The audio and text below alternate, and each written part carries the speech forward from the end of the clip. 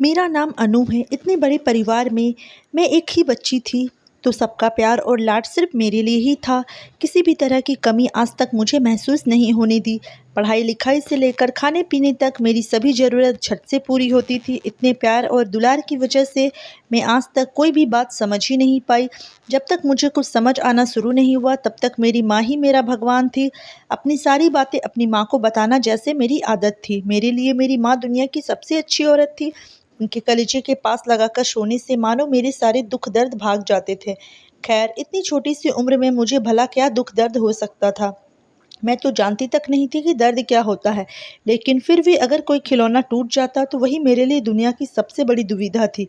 अपनी माँ के दुलार के आगे वो भी फीका पड़ जाता। घर में मेरे पिताजी के 6 भाई, जिनमें मेरे चाचा जी और 4 ताऊ जी थे, मेरी माँ और दादा दादी और मैं।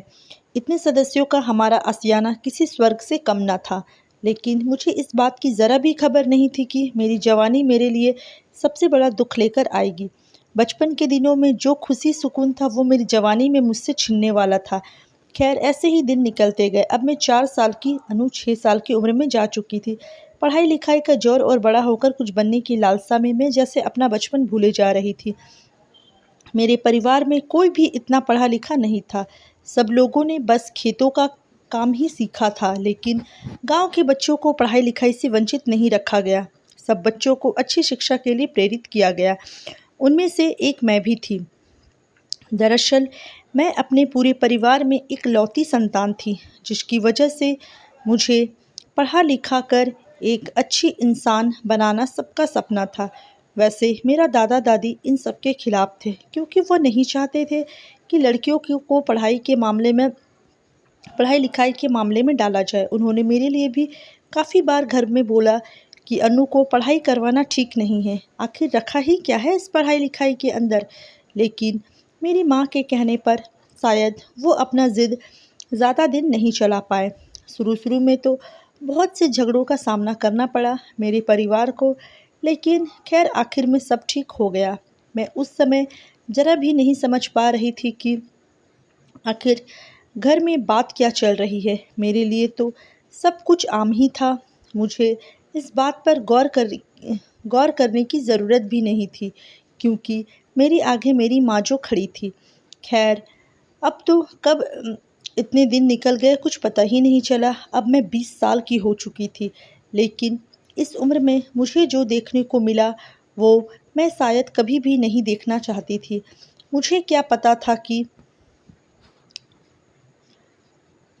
ये उम्र मुझसे मेरी माँ ही छीन लेगी। वो माँ जिससे मेरी पूरी ज़िंदगी जुड़ी थी, जिसे देखने के बाद ही मेरी रूह को सुकून मिलता था। लेकिन अब वो तो सब तहस-नहस होने वाला था।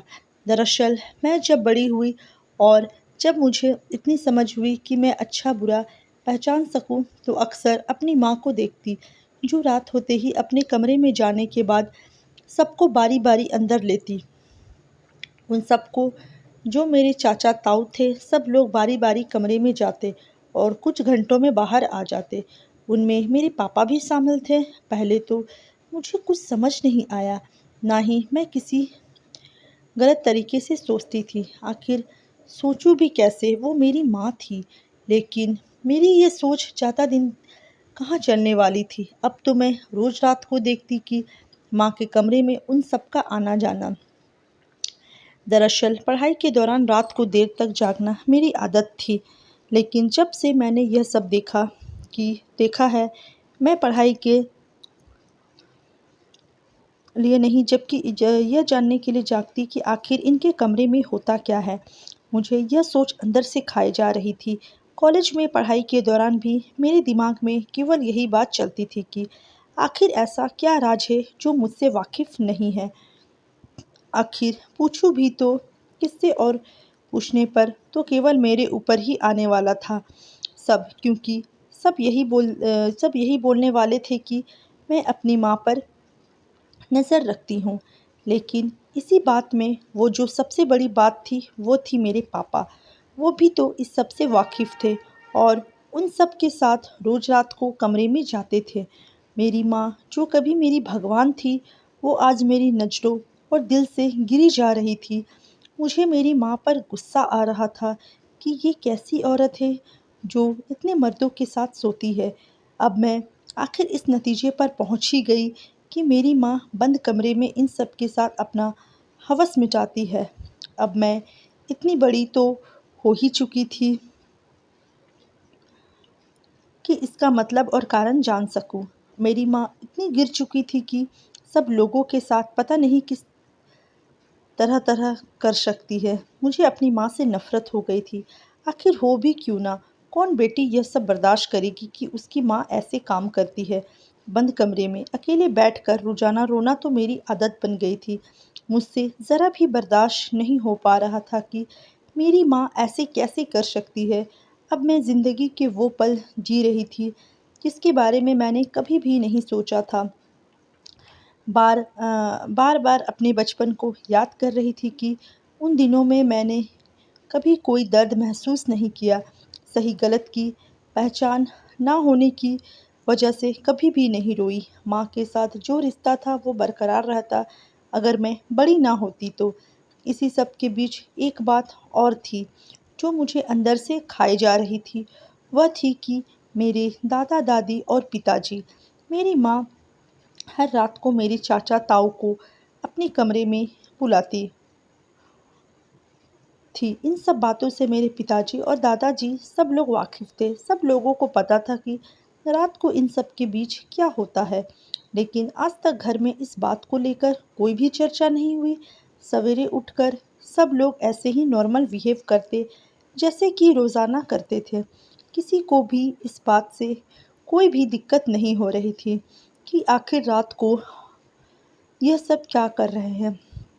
मुझे तो बिल्कुल भी समझ में नहीं आ रहा था कि यह लोग कुछ बोल क्यों नहीं रहे हैं और कोई आदमी इतना कैसे बर्दाश्त कर सकता है कि उसकी बीवी गैर मर्दों के साथ सोती हो।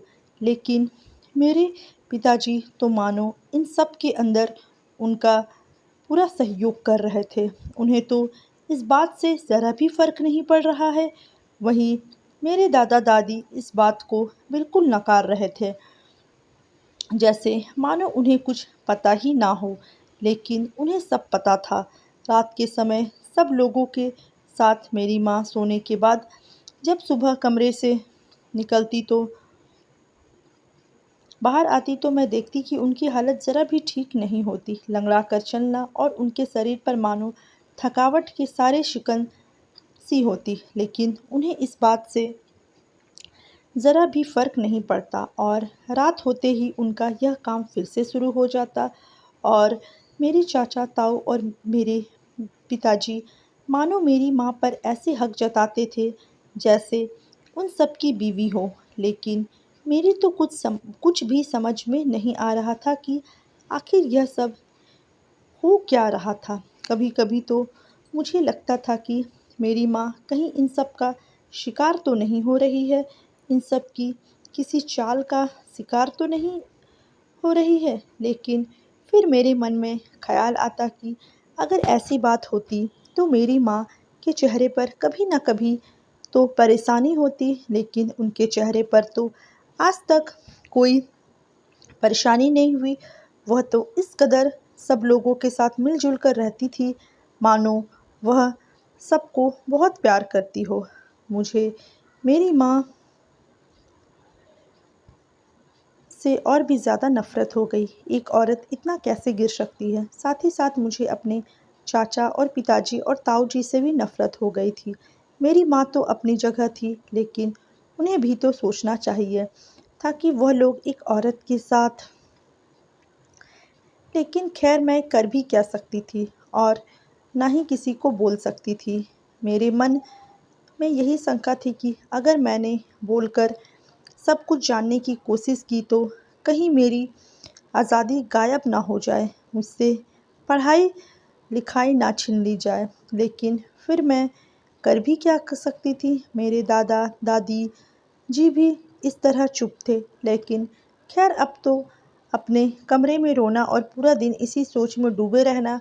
मेरे चेहरे पर जब से मेरे को इस बात की भनक लगी और जब से मैं इस बातों को समझने लगी तब से आज तक मेरा खिलखिलाकर हंसना, खुशी से बातें करना, सब कुछ गायब हो चुका था। घर के सभी सदस्य लोगों को पता चल चुका था कि मुझे ज़रूर कुछ न कुछ बात खाए जा रही है, वरना मैं अपने परिवार में इतनी चहल-पहल मचाए रखती थी, मानो सबका मनोरंजन करने का ज़रिया हो। जब पिताजी और ताऊ चाचा घर पर आते तो उनको बार-बार चुटकुले सुनाना, उनके साथ हँसी-मज़ाक तो मानो मेरी आदत थी। लेकिन जब से मुझे इस बात का पता चला है कि इन सब के बीच रात को क्या होता है, उसके बाद से मैंने आज तक अपने चेहरे पर एक भी हंसी नहीं लाई। इन सब लोगों को शक होने लगा था कि पता नहीं मेरे मन में क्या चल रहा है। तभी मेरे ताऊ जी मेरे कमरे में आते हैं और वो कहते हैं कि अनु, तुम्हें ऐसी क्या बात खाई जा रही है जिसकी वजह से तुम्हारे चेहरे की हंसी छिन गई है? बेटा, हम लोग तुम्हारे दुश्मन नहीं हैं। अगर तुम हम लोगों के साथ बाँट सकती हो तो कृपया बाँटो। लेकिन मुझे तो उनकी बातों और उनके चेहरे से ही घिन आ रही थी, क्योंकि यह वही थी जो रात को क्या करते हैं, मुझे से भला क्या छुपा था। लेकिन मैंने जैसे तैसे बहाना बनाकर बात को टाल दिया और सोने का बहाना बनाने लगी। उन्होंने भी मेरे साथ ज़्यादा बहस नहीं की और वहाँ से चले गए। लेकिन मुझे पक्का यकीन था कि उनको ज़रूर कुछ न कुछ शक है, वरना मैंने कभी आज तक किसी के साथ इस तरह से बिहेव नहीं किया था। वो भी मेरी तरह इसी शंका में थे। मुझे तो सिर्फ यही सोच खाई जा रही थी कि आखिर यह सब ऐसा क्यों कर रहे हैं, और शायद उन्हें यह सोच खाई जा रही थी कि मैं किस वजह से परेशान हूँ। लेकिन उन्हें इस बात का पता नहीं था कि मैं उन लोगों की वजह से ही परेशान हूँ। खैर, ऐसे ही दिन निकलते गए। अब एक दिन ऐसा आया कि मुझे इसकी ज़रा भी खबर नहीं थी कि आज के दिन जो बात मेरे सामने आने वाली है, वह मेरी पूरी दुनिया ही बदल देगी।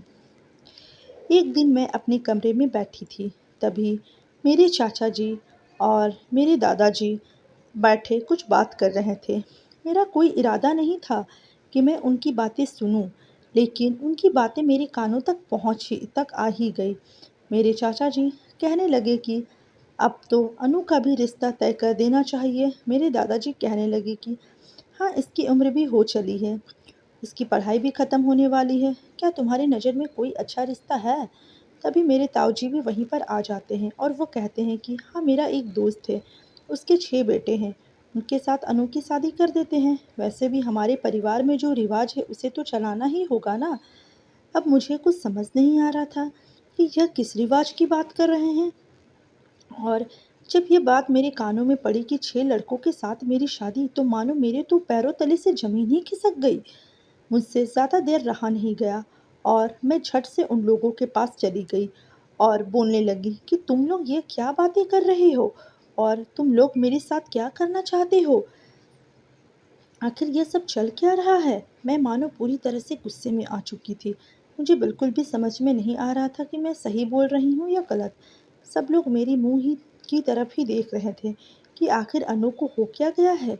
आज तक इसने हम लोगों के साथ इस तरह से कभी बात नहीं की, लेकिन आज तो इसने हद ही पार कर के रखी है। लेकिन वह चुपचाप मेरी तरफ आश्चर्य से देखते रहे। लेकिन मैं कहाँ चुप रहने वाली थी। मैं तो अपने गुस्से और मानो इतने दिनों से जो मेरे अंदर गुस्सा और दर्द भरा था, वो निकालने लग रही थी। मेरे मन में जो आ रहा था, मैं तो अपने गुस्से में और मानो इतने दिनों से जो मेरे अंदर गुस्सा और दर्द भरा था, वो निकालने लग रही थी। मेरे मन में जो आ रहा था, मैं बोली जा रही थी। मैंने सब लोगों से कह दिया कि आप लोगों को क्या लगता है, मुझे किसी बात की खबर नहीं है। यह जो आप सब लोग जो करते हो, क्या मुझे मुझसे वाकिफ़ नहीं है? इतने में सब लोग वहीं इकट्ठा हो जाते हैं। मेरी माँ ने मेरा हाथ पकड़ा और बोला कि आखिर ये सब क्या बोल रही हो अनु? तुम्हें ज़रा भी समझ है कि तुम बोले क्या जा रही हो? तभी मैंने कहा कि मुझे कुछ नहीं पता मैं क्या बोल रही हूँ, लेकिन मुझे मेरे सवालों का जवाब चाहिए। तभी मेरी माँ ने मेरा जकड़ कर हाथ पकड़ लिया और मेरे हाथ को पकड़ते हुए कहने लगी कि तुम्हें जवाब चाहिए ना? तो सुनो। तभी जो मेरी माँ ने बताया उसे सुनने के बाद तो मानो मैं पूरी तरह से टूट चुकी थी। खुद को संभाल ना मानो मेरे लिए सबसे बड़ा काम हो गया था। मेरी माँ कहने लगी कि हमारे परिवार में एक रिवाज है जिसके चलते जिस लड़की का रिश्ता जहाँ तय होता है उसके जितने भी भाई होते हैं उन सब के साथ उस लड़की की शादी की जाती है। और तुम्हारे पिताजी 7 भाई थे और उन लोगों के साथ मैंने शादी की है और इन सब लोगों की मैं अकेली दुल्हन हूँ। और रोज़ रात को जो तुम देखती हो वह बिल्कुल सही है। तुम्हारे 7 पिताजी है और उन लोगों की मैं अकेली दुल्हन हूँ और उन लोगों के साथ समय बिताना मेरी जिम्मेदारी है और मैं अपनी जिम्मेदारी बखूबी निभा रही हूँ। और तुम्हारे दादाजी अकेले एक भाई थे जिसकी वजह से तुम्हारी दादी जी का सिर्फ एक ही पति था, लेकिन मेरी किस्मत में 7 लिखे थे। और यही सब तुम्हारे साथ भी होगा क्योंकि तुम शादी भी जिस घर में होगी उस घर में जितने लड़के होंगे उन लोगों के साथ तुम्हारी शादी करनी ही होगी। अब तो मानो मेरे समझ में ही नहीं आ रहा था कि यह सब हो क्या रहा है, यह कैसी रिवाज हो सकती है। तभी मेरी माँ मेरे पास आई और बोली कि बेटा, हमारे पुरखों से यह रीति रिवाज चलती आ रही है और इस सबको मानना ही पड़ता है। हाँ, शुरू शुरू में दिक्कत होती है लेकिन उसके बाद सब सही हो जाता है। और रही बात तुम्हारी इकलौती होने की, तो मेरी शादी होने के बाद जब तुम हो गई उसके बाद मैं मेरा पैर फिसला और घर में गिर गई जिसकी वजह से मेरे पेट में बहुत बड़ी बीमारी बन गई और जिसकी वजह से मेरी बच्चेदानी को निकालना पड़ा।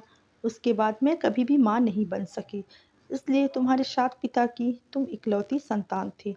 मुझसे कुछ भी ना बोला गया और मैं चुपचाप अपने कमरे में चली गई। बस मेरे दिमाग में तो यही चल रही थी कि आखिर मेरी माँ क्या थी, मेरी माँ का क्या बलिदान किया हुआ है। उस माँ की जो सच्चाई मेरे सामने आई उसके बाद तुम्हें मानो तो शर्म से तार तार हो चुकी थी। अब तो मेरी माँ की जगह मेरे लिए भगवान से भी ऊपर हो गई थी। मेरी माँ ने जो अपने जीवन का बलिदान किया था वह कोई भी नहीं कर सकता था।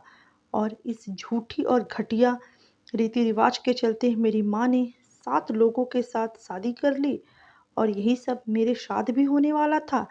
मैंने अपने माँ के बारे में जो भी सोचा वो सब गलत निकला।